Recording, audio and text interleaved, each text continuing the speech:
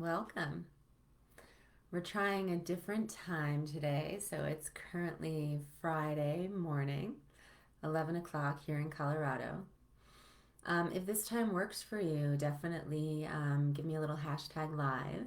If another time has worked better or you still want to try a different time than I've tried, definitely do hashtag replay. And on my last live, I promised some of the women that I would start with a little bit of a guided meditation.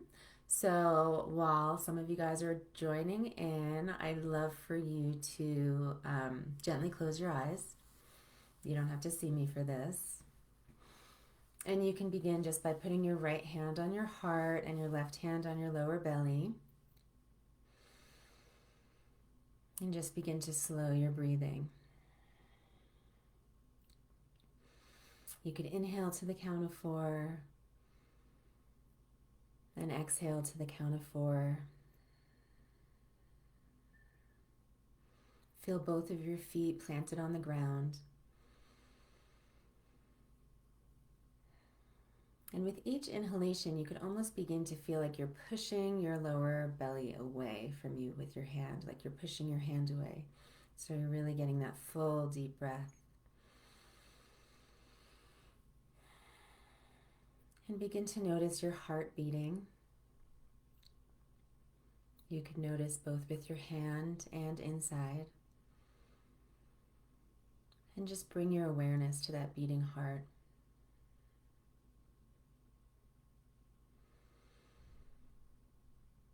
And then almost imagine that you could shrink yourself down, like shrink your body down so that you're standing inside this bowl of your womb, like inside your belly.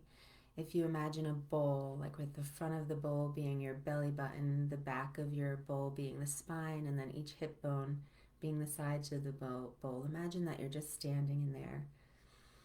And begin to shift your perspective a bit so that you can look upwards and almost feel the warmth as if your heart beating is the sun, and feel that warmth of the sun, of your heart shining down on you. And you can begin to look around this bowl and take a few slow circles, kind of even putting your hands along the inside of this bowl, and just begin to notice the texture of the bowl, what it's made of. And you'll notice in the back of the bowl, like towards your spine, there's a little hearth, almost like a fireplace.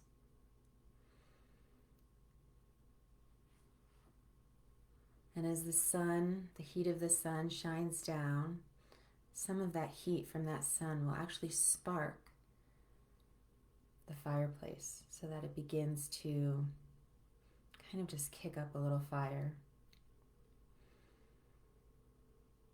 And as you stand there, you could even blow on that fire a little bit, just stoking it a little bit, warming it up. You could put your hands over the fire, feel the warmth from that fire. And now almost imagine that that heat from that fireplace can rise up so high that it reaches the heat that's shining down from the sun. And just see if you're able to kind of simultaneously feel both the warmth from the sun of the heart shining down, the heat from the back of your womb warming up, kind of almost meeting in the middle. And it could almost feel like a little bit of a figure 8 energy, up and down. And just see if you can take a few breaths to really breathe in that connection from your heart to your womb.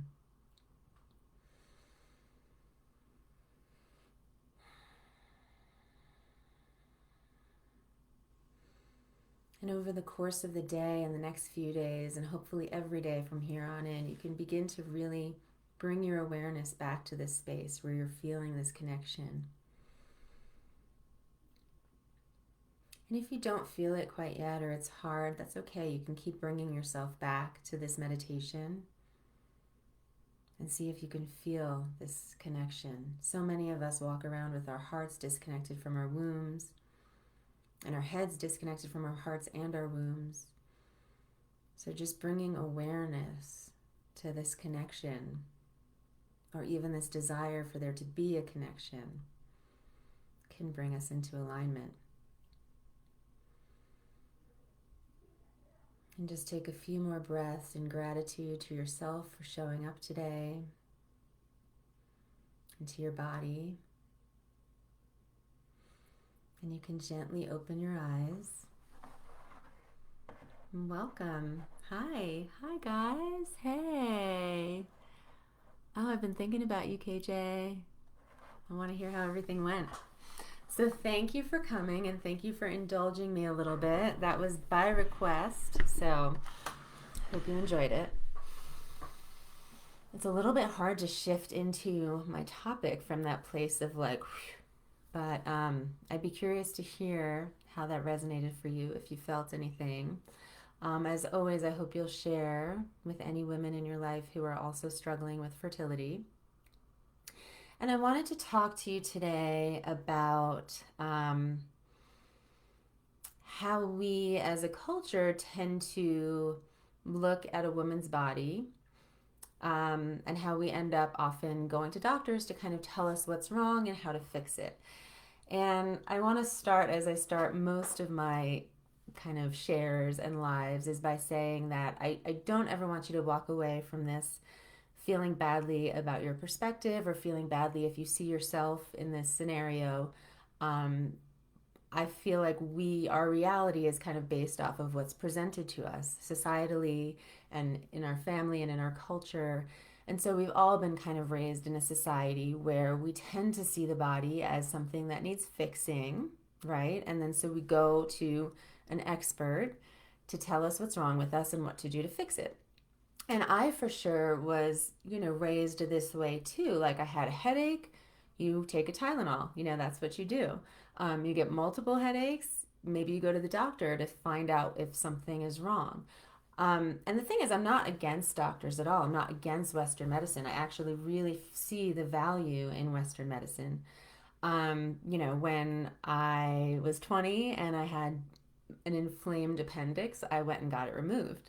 I wasn't in acupuncture or herb school yet, but I still don't think I would have tried to heal it with herbs at that point. At the level it was ready to burst, I got surgery, and I was grateful to be able to do that. When my son broke his arm, I ran him over to the hospital. I actually did call my friend who was also a specialist in bone setting, and he was like, nope, take him to the hospital.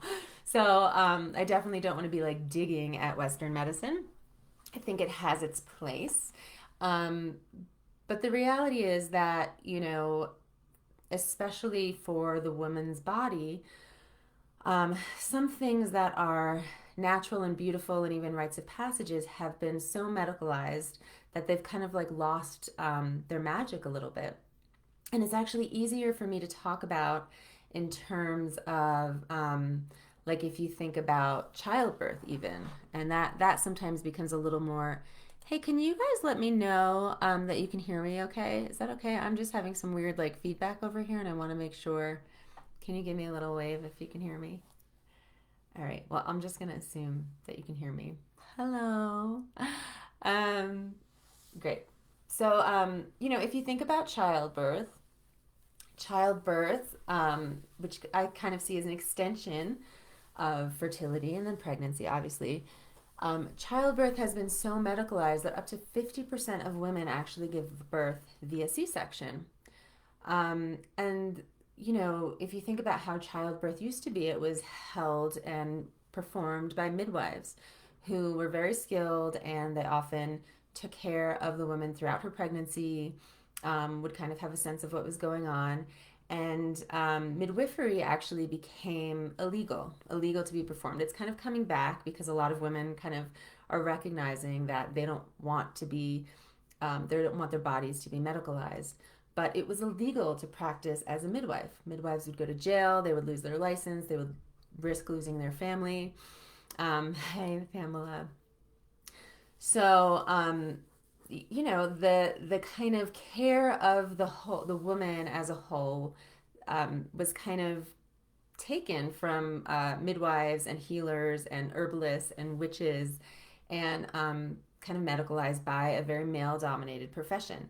And I just want to say that I know there's a lot of doctors now, both male and female, who are in it for the right reasons, who really want to help, who really want to give quality care.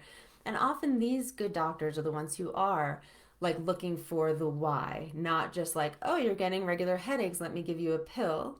Some doctors are still doing that. Many doctors are still doing that. And I actually encourage, if that's what your doctor is like, to maybe find someone who will help you explore a little bit more, explore the why. Um, that said, the study and the practice of gynecology actually started as a pretty barbaric, like really barbaric practice. And I'm not going to say whether or not it began to like for men to take power away from women or to actually really help women. I don't know. And I don't want to like turn your Friday into something horrific, but if you want to read more about that in the beginning of gynecology, you could read a book called Medical Apartheid. I actually wanted to have a copy here and I forgot to bring it down. And there's a few more books that I can actually put in the comments later just about the advent of gynecology. And it was pretty rough. And so I want to talk about this idea that medicine in general now in our culture tends to be kind of viewed from this idea that like something is wrong with our body and our body needs to be fixed, right? And you can see that as something simple as like I'm getting a headache and so I need to take a Tylenol or an Advil or an aspirin, all the way through fertility. You know, I am not getting pregnant, let me go to the doctor, hopefully they'll tell me what's wrong and tell me what to do. And there's nothing inherently wrong with that, but it's kind of missing this whole piece of like, why? Why is this happening? Why might fertility be an issue? And so that's the part that I want to explore a little bit. Sorry, my shawl is uncomfortable. Um, so if this resonates with any of you, can you just let me know? Give a little hey. And yeah, if you're here live, can you do hashtag live? And then if this time isn't so great for you, can you actually let me know and say hashtag replay and then tell me a time that works better? I'm still playing with times. Um, Friday mornings, I noticed that my hair is not going to get done. So hopefully you guys don't mind. Um, so I don't want anyone to feel badly about going to the doctor. Obviously, you know, that's kind of the culture we've been raised in is like we go to a doctor and they tell us what's wrong. And especially when it comes to gynecology, our wombs tend to be this very like mysterious organ, you know? And the reality is that um, I have talked before about these rites of passages that have kind of been stripped from our culture and from our understanding of the womb.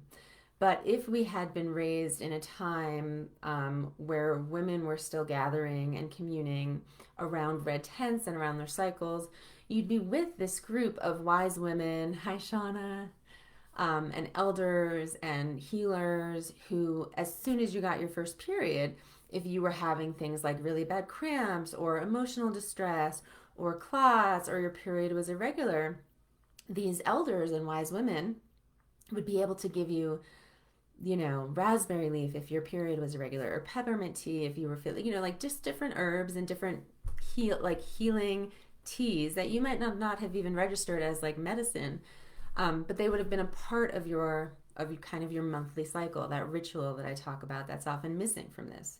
But instead, I mean, if you were anything like me, I got my period at 11. I had horrible cramps. I was like hemorrhaging. I'd have to stay home from school and sit on a towel because I'd be bleeding through like a super plus tampon and maxi pad, you know, within a half hour.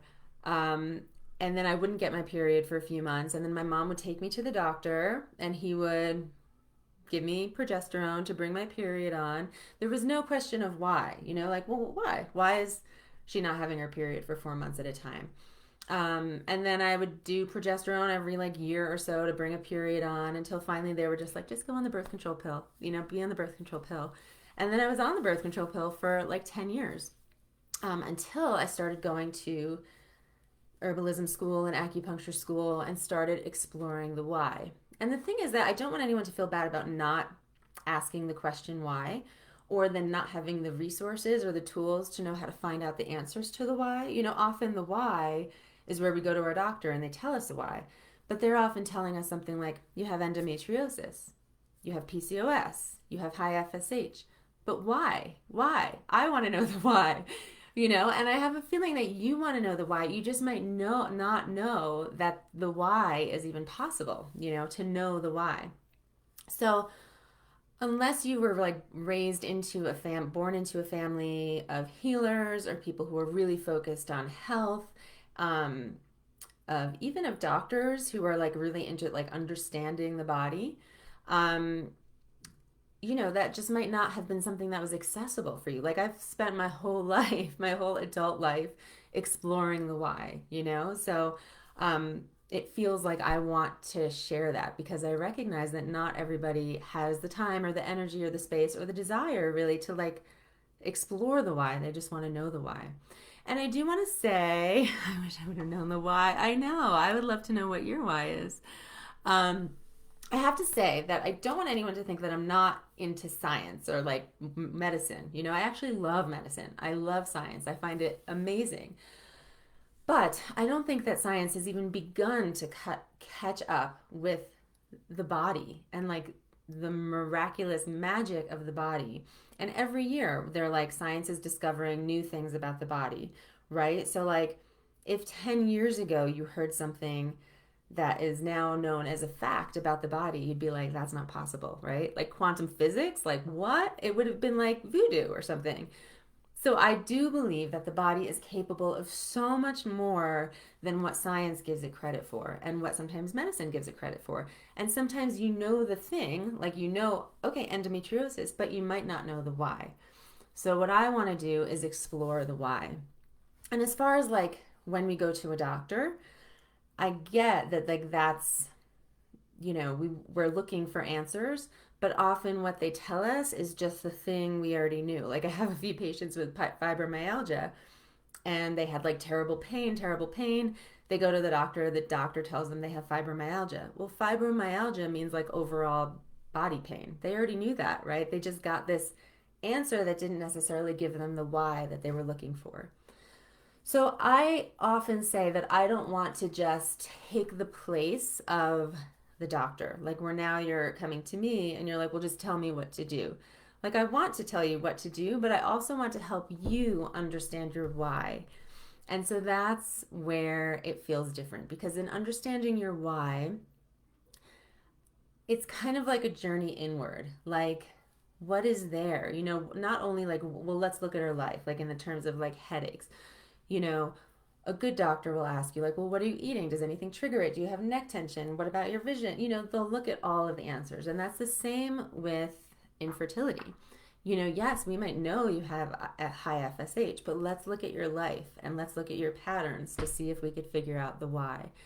And understanding that can be difficult. It can take looking at like trauma and going inward and doing some ancestral work and finding out about our female line, of oh, hi Shanta. Oh yeah, diminished ovarian reserve. But why? You might know you have diminished ovarian reserve, but why? Right? There's always that more that question that like kind of like diving deeper. So that's why I love this medicine. And I wish I could sit here and like give everyone the answer, but it really does take a lot of inner work and a lot of, introspection and also really looking at our lives, looking at our triggers. And so let me just see what time. All right. I'm running out of time. I want to answer one or two questions. I feel like I had like a good groove going, and then I heard my kids upstairs and I got like I'm solo with them this weekend, so I'm not able to scroll lower for some reason. My comment thing is stuck. But I guess in the beginning I talked a little bit about perspective, that like this is our perspective because this is the reality that was presented to us. Like our body is maybe something that needs to be fixed, right?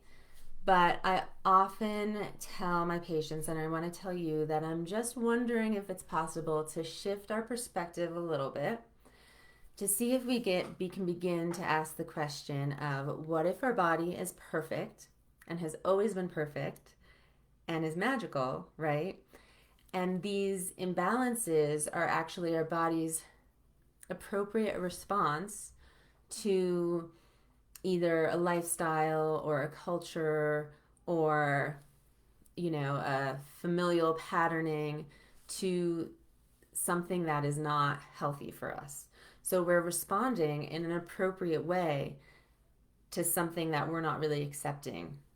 So for a lot of women, it's like this idea that this feminine is undervalued, or it can be living in a not so happy situation, or a job that's not satisfying. And I don't want anyone to feel like, you know, this is your fault. This is not your fault, right? I don't want them to go there. But it's just shifting our perspective to see, like, what if our body is not something that needs to be fixed, but our body is perfect and it's just asking for us to pay a little bit more attention to some of the symptoms to see how we can shift things a little bit. So I will leave you with that. One of the best ways to begin to kind of explore this is that meditation I led you in the beginning. That was just really, really a short little guide to bring you into your body. But that connection between the heart and kidneys is really powerful for fertility. And so if you can kind of keep bringing yourself back to that and then notice when that gets cut, right? When that gets cut. Is it when you're around somebody? Is it when you're doing something? Because this heart and kidney connection is like, it's power, right? It's power. So if you can keep bringing yourself back to that, this flow of energy from the heart and the kidneys, and then bring your mind into it a little bit just to notice when is it there and when do I lose connection to that. And that's a really, really good first start to connecting. So as always, I'm like, your comments are frozen. But please share this with anybody who can benefit from this. Let me know if there's a time that works better for you. If not, a little hashtag live always helps. I love to hear from you guys. I have something really, really, really exciting coming. It's like launching next week. So to get on that VIP list, to be among the first to hear about it, please go to www.fertilelikeamother.com. If this resonated for you at all, this will be a big part of that offering. So be sure to head over there. And I hope you have a wonderful weekend. And I'll see you next week. Bye.